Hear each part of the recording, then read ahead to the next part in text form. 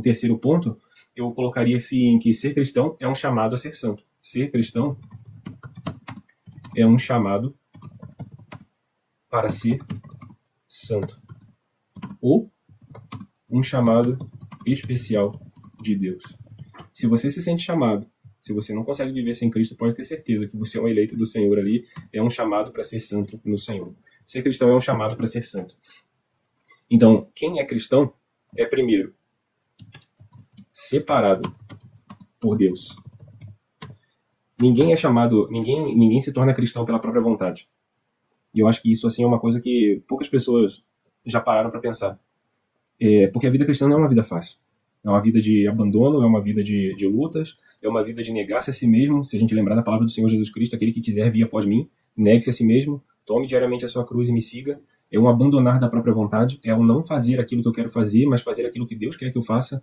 É buscar escolher um trabalho para a glória de Deus, não um trabalho que me dê retorno financeiro, não um trabalho que me chame para viver uma vida incorreta. Se eu vejo que o trabalho está me levando para uma vida que eu preciso fazer o jeitinho brasileiro das coisas para conseguir caminhar, talvez aquele não seja o trabalho que eu deveria estar trabalhando, né? Porque nós fomos chamados por Deus para viver uma vida santa, uma vida irrepreensível, uma vida que reflete a glória do Senhor. Então, um cristão genuíno, ele não deve buscar benefícios próprios, ele não deve buscar benefícios acima da vontade de Deus. Se é oferecido um recurso financeiro fora daquilo que está previsto no seu salário, ele não deve receber aquilo. Se ele precisar trabalhar, por exemplo, no dia do Senhor, que é o domingo, que é o dia da santificação, ele deve talvez repensar se ele deve aceitar aquele trabalho ou não, às vezes ganhar menos, mas não trabalhar no dia do Senhor. Então, o chamado de Deus é um chamado diferente. A vida cristã não é uma vida fácil. Então, quem diz assim, eu sou cristão porque quero, ainda não compreendeu aquilo que Deus quer para ele. Porque o cristão genuíno é aquele que muitas vezes vai ter que lutar contra a própria consciência, entre fazer a minha vontade e fazer a vontade do meu Senhor. E eu vou ter que negar-me a mim mesmo, tomar minha cruz e falar, não, eu morri para o mundo, por isso eu tomo minha cruz. E agora eu vivo com Cristo. Mesmo que eu tenha que ganhar menos, mesmo que eu tenha que abrir mão de alguns prazeres, essa é a vida cristã, essa é a vida do cristão. Ele é separado por Deus e ele não é chamado pela própria vontade, ele é chamado pelo próprio Deus. Então aqui a gente vai ver em 2 Timóteo 1,19, perdão. 2 Timóteo 1,9. 2 Timóteo 1,9. Aí a gente vai ver por que fomos separados por Deus. 1 Timóteo 1,9. Então, Deus nos salvou e nos chamou com santa vocação, não segundo as nossas obras. Não porque nós somos bonzinhos, não porque nós somos diferentes, não porque nós nascemos em berço cristão, não porque a gente vai no domingo todo final de semana, não porque eu faço caridade para os pobres. Nós fomos chamados com santa vocação não segundo as nossas próprias obras, mas conforme a sua própria determinação. De quem? Do próprio Deus. E graça que nos foi dada em Cristo antes dos tempos eternos. Então, a gente já viu isso ali, os eleitos do Senhor são chamados desde antes dos tempos eternos. É pela vontade do próprio Senhor que nós fomos separados, que alguém é separado por Deus. O segundo ponto que eu destaco, então, fomos chamados para o seu serviço. Chamados, santificados para o seu serviço. Dentro do ponto 2 aí, ponto 3. Ponto 3. Chamados, santificados para o seu serviço. Então, assim, existe também uma tradição aí que vai dizer que independente daquilo que nós fazemos, nós vamos ser salvos. Se eu viver uma vida totalmente em pecado, totalmente afastado de Deus, assim, no último dia ainda Deus vai ter misericórdia e vai salvar todo mundo. E existe uma tradição também que a gente não pode nem dizer que é cristã, que acredita no universalismo, que no final das contas, independente daquilo que você fez, você vai ser salvo, porque Deus é um Deus de misericórdia e Ele vai te levar para o céu.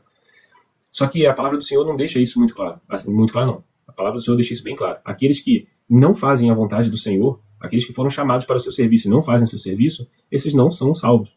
Porque lá em Efésios 2, 8 e 9 vai dizer que fomos salvos pela graça, por meio da fé, isso não vem de nós, é dom de Deus, não vem das obras para que ninguém se glorie, mas nós fomos feitos feitura novas em Cristo Jesus, chamados para a prática das boas obras. Então a prática das boas obras não é critério para dizer se a pessoa é salva ou não. A obra por si só, sem a fé em Cristo, não salva. Agora, aqueles que têm fé em Cristo, como Senhor e Salvador, e a gente já viu o Senhor Jesus Cristo como Senhor, Salvador, Redentor e Senhor, esses vão praticar obras de acordo com a palavra de Deus que reflitam a sua salvação. Então, lá em 1 Pedro, 1 Pedro 1, 15 e 16. 1 Pedro 1, 15 a 16 vai dizer o seguinte, quando eu ver. Pelo contrário, deixa eu colocar tudo junto. Pelo contrário, segundo é santo. Quem é o próprio santo é o próprio Senhor. Segundo é santo aquele que vos chamou, tornai-vos também vós mesmos em todo o vosso procedimento. Então ele nos chama a santificação, porque está escrito: sede santos, porque eu sou santo. Sede separados, porque Deus é o totalmente outro. Deus é aquele que não cabe na nossa compreensão humana, e ele nos chama a sermos e refletirmos a sua glória e majestade, né, para o seu serviço. Chamados para ser santo como Deus é santo, para a sua boa obra. E então nós somos separados por Deus, nós somos separados para Deus, como ele é santo, e devemos ser incontaminados do mundo.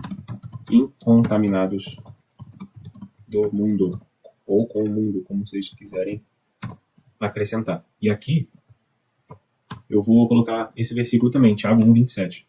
Tá, então Tiago 1:27 vai dizer: a religião pura e sem mácula para com o nosso Deus e Pai é esta, visitar os órfãos e as viúvas nas suas tribulações, e assim mesmo guardar-se incontaminados do mundo. Então aqui a gente vê, primeira coisa, né? A gente vai ver lá no Antigo Testamento os 10 mandamentos, no Novo Testamento, quando um fariseu pergunta para o mestre, o Senhor Jesus Cristo, ele pergunta assim: mestre, qual é o maior mandamento? E o Senhor responde assim: amarás o Senhor teu Deus de todo o teu coração, de toda a tua alma, com toda a tua força, de todo o teu entendimento. Mas o segundo semelhante a esse é: amarás o teu próximo como a ti mesmo. E aí a gente vê a prática da boa obra. Então, o amor a Deus ele tem que estar intimamente relacionado à prática das boas obras.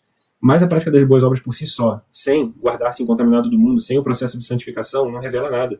Porque a gente tem uma religião que prega a prática das boas obras, mas não prega a mudança de vida. A pessoa pode viver essa vida toda errada, porque numa próxima vida ela vai vir aperfeiçoando aquilo que ela viveu de errado na vida anterior. E a vida cristã não. Na vida cristã, na fé bíblica, a pessoa tem apenas uma chance. Você tem ali, vai viver 70, 80, 100 anos, alguns vão viver menos, outros mais, para que a nossa vida possa ser santificada de acordo com o chamado que Deus nos deu.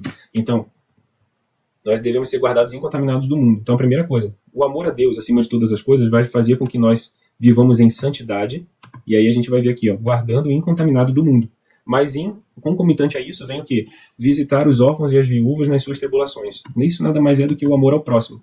Talvez eu fale sobre isso mais para frente, mas o amor aqui, nesse sentido, não é uma palavra que está bem desgastada no nosso vocabulário ocidental. O amor não é um sentimento. O amor não é simplesmente um sentimento, uma vontade de fazer o bem. Muitas vezes a gente não vai ter vontade de fazer. Isso é uma ordenança do Senhor. É realmente agir com benevolência e misericórdia para com aquele que não merece, conforme Cristo fez por mim na cruz. Nem que eu tenha que morrer na cruz, por aquele que eu não amo em sentimento, eu devo amar em atitude. Foi isso que Cristo fez por nós. Quando a gente fala, Cristo nos amou. Cristo nos amou não porque nós fôssemos amáveis. Cristo nos amou porque ele teve misericórdia de nós. É como se nós fôssemos um mendigo na rua passando necessidade. Ele olha para a nossa necessidade, para as nossas chagas e nos cuida, mesmo que ele não tivesse vontade de fazer isso. Esse é o amor ao próximo. É fazer por aquele que não merece aquilo que Cristo fez por nós. Tá? Então, já vimos aí o ponto 3, que seria: ser cristão é um chamado para ser santo, ou um chamado especial de Deus. Né? É separado por Deus, santificados por ele, para o seu serviço, e incontaminados do mundo.